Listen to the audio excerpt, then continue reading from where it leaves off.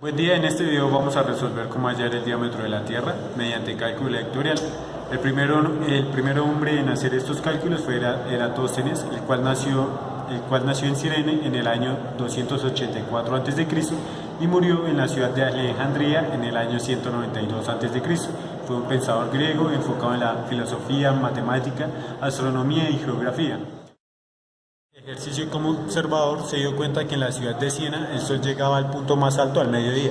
Asimismo se dio cuenta que en la ciudad de Alejandría el sol formaba un ángulo de aproximadamente 7.2 grados con la vertical de una torre cuando el sol está en su cenit, lo cual llevó a pensar que la Tierra no era plana y se dispuso a hallar la circunferencia de la Tierra.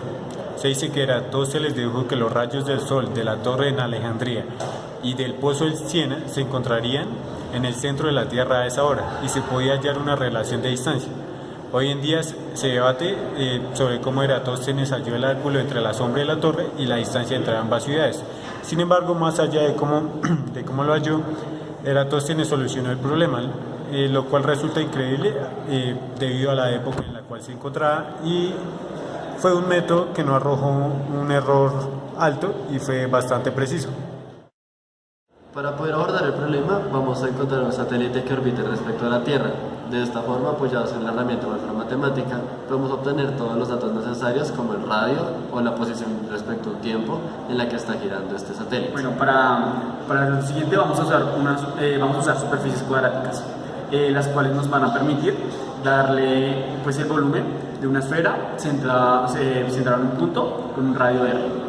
Estas esferas nos pueden ayudar, dado que podemos definir a la Tierra como una esfera centrada en el origen y con un radio R, y el satélite lo podemos describir con el mismo origen y con el radio que nos determine igual forma matemática. Bueno, para encontrar el volumen, lo que nosotros vamos a hacer es usar las integrales.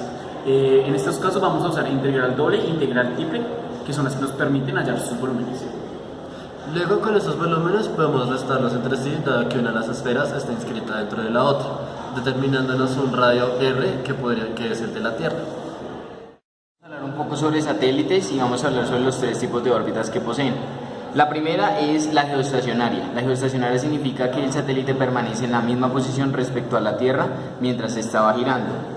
La siguiente son las órbitas polares. Estas tienen una inclinación de 90 grados con respecto al eje del ecuador, que es lo que respectivamente queremos.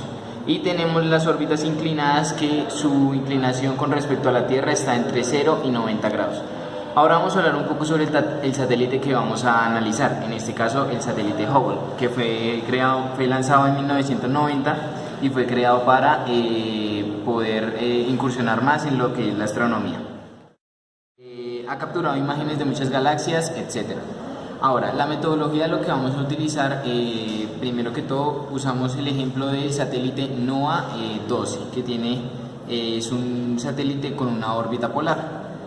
Entonces, lo primero que tenemos que hacer es entrar a matemática y escribir el comando satellite data y poner weather satellites. ¿Qué significa esto? Que dentro de la base de datos de matemática nos va a buscar un satélite que nos va a buscar todos los satélites con respecto al clima y su estudio. En aparecen una cantidad de satélites, el cual vamos a escoger el NOAA 12, que es el que queremos analizar. Una vez pongamos el satélite NOAA 12, ponemos entre comillas properties, que significa que nos va a lanzar todas las propiedades que tiene este satélite según la base de datos de Wolfram. ¿Qué vamos a necesitar para esa base de datos? Vamos a necesitar la latitud y la longitud. ¿Para qué hacer esto? Para poder crear un radio, que va a ser el radio que para poder hallar el radio que necesitamos con estas fórmulas que están viendo en pantalla. Este radio nos va a mostrar lo que sería la órbita del satélite. Esto nos va a dar como resultado el siguiente radio. Este radio lo vamos a utilizar porque es el que nos va a proporcionar la función que nos determina la órbita del satélite NOAA 12. Ahora vamos a hacer lo siguiente que hicimos con el NOAA 12, pero con el satélite Hubble. Muchas gracias.